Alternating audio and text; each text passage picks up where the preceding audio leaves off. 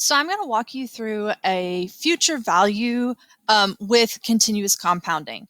So one of the biggest things with word problems is you always want to look for some key words. So what is the future value of $3,500 invested for 10 years at 9% compounded continuously?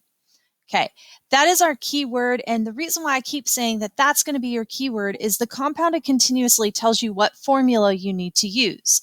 So if you are compounding continuously, that's going to be S equals P times e to the RT. Now, guys, remember, S is going to be that future value. And the question is asking, what is the future value? So that should be our unknown.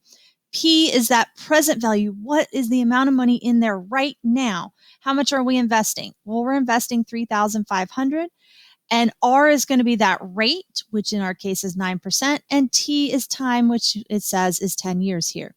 So for our problem A, we are just going to basically use that formula. And again, compounded continuously, this word right here, continuously, tells you which formula you need to use.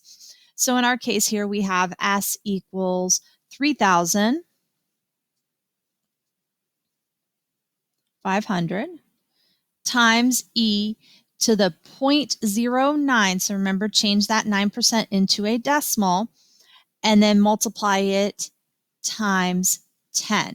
Now, as you get your answers there, guys, I'm going to kind of shift over to the calculator over here on the side.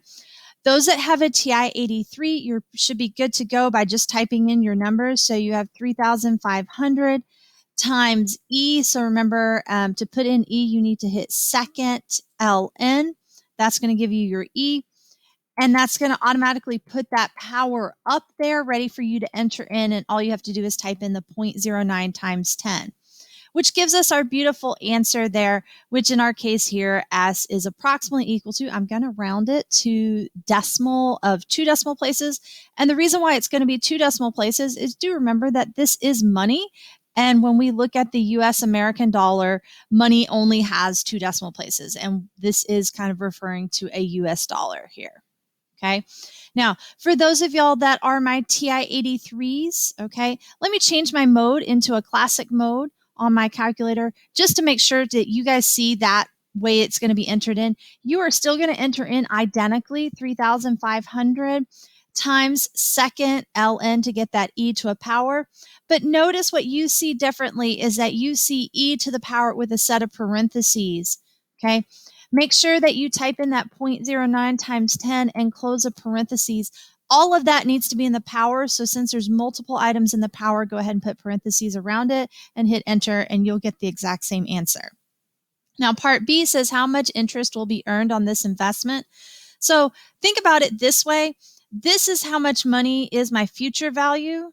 So the future value is that $8,608.61, but the present value, okay, so what we have right now, and we like to use P for that, that value we started was 3,500. So if I know this is what I start with and this is what I end with, how much interest means basically how much money did I actually earn on this investment. So I can take that $8,608.61 and subtract out how much money I originally put in there. And I can see that we earned $5,108.61. Okay. Hopefully this will help you guys out. Again, those that have a TI-83 versus an 84 calculator, again, the items are very, very similar.